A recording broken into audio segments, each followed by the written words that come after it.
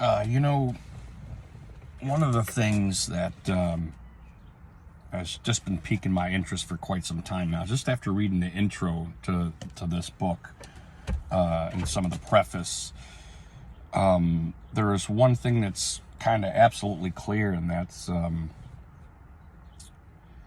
the value-added approach that the Chinese Communist Party has towards us. It had mentioned right in the beginning how much they appreciated what Osama bin Laden did to us on 9/11. You know, the fact that they spent about $1 million to perform 9/11, and we spent, what, $1 trillion, probably more than $1 trillion, over the last 24 years, or 23 years, or whatever it would be. And that's a little bit fascinating that basically over the last 24 years, you know, in a certain sense, and I think this book is kind of written for everybody else except us, you know, if you think about it. I mean, what all the country really has to do is be, like, fiscally responsible. Because very obviously we haven't been fiscally responsible the last 23, 24 years. And that's one of their huge approaches, is their own fiscal responsibility against our exorbitant expenses, as you might say.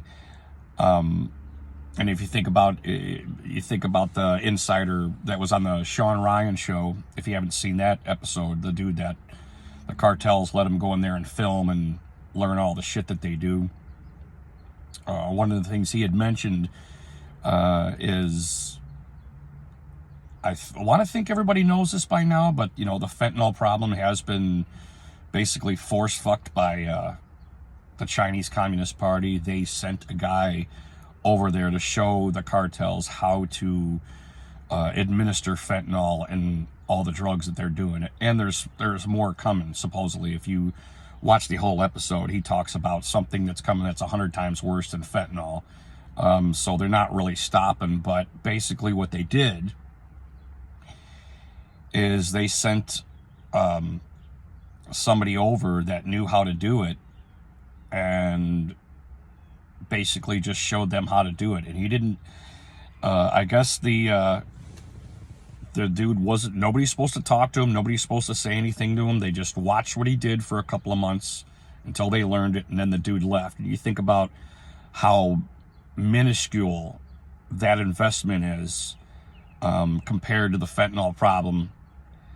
You know, I'm not going to go say trillions, but I don't know, it's got to be close to, it's got to be actually uncountable, you know, in a certain sense, when I try to grasp how much destruction the fentanyl is.